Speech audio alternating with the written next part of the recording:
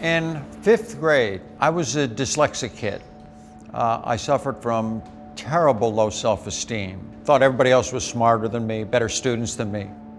I had gender issues. I had all these things that I'm trying to overcome and never could talk to anybody about.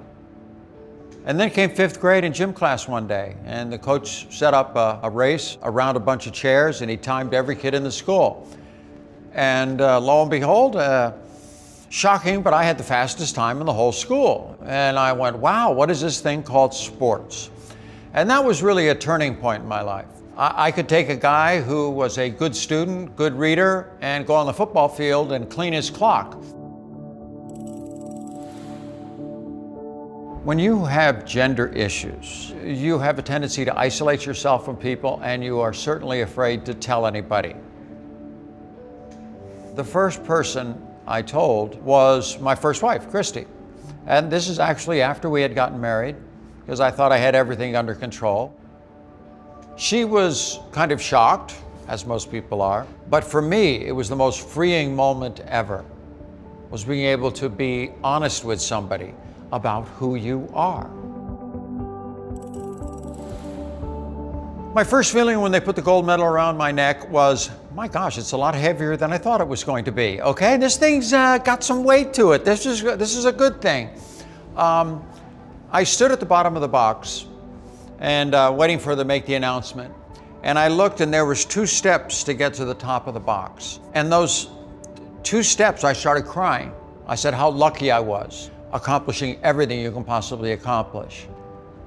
To me, sports was always this wonderful diversion from myself and about who I was. The greatest thing in my life I've ever done, barring the games, barring anything, children. I have never been more proud than you can be as a dad to see what they've been able to do with their lives. But yes, my kids are by far my greatest accomplishment, better than a medal. You know, the medal's like, actually, I looked the other day, actually the medal was in my nail drawer, you know, with all my nail colors and everything. I said, oh, medal's done. I mean, that's where it goes. You know what the gold medal's good for? Show and tell. Yes, with the kids, it's great at show and tell with the kids.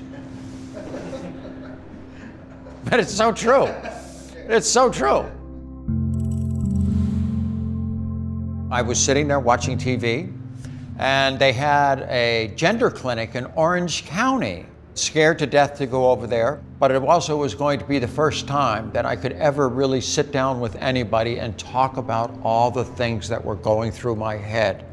When I left my first therapy session, first of all, I survived it, and nobody laughed at me, but I felt really good that here's, for the first time, I can actually talk to somebody who's intelligent, understands this. I'm 34. I thought by the time I'm 40, I think I'm going to transition.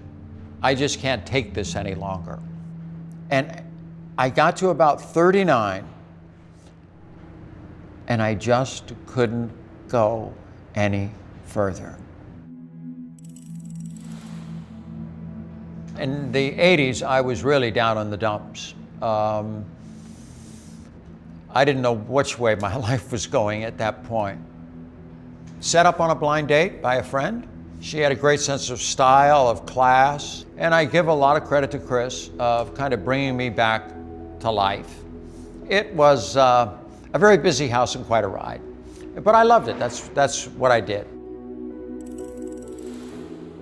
Chris and I were laying in bed, and I think the Osbournes were on.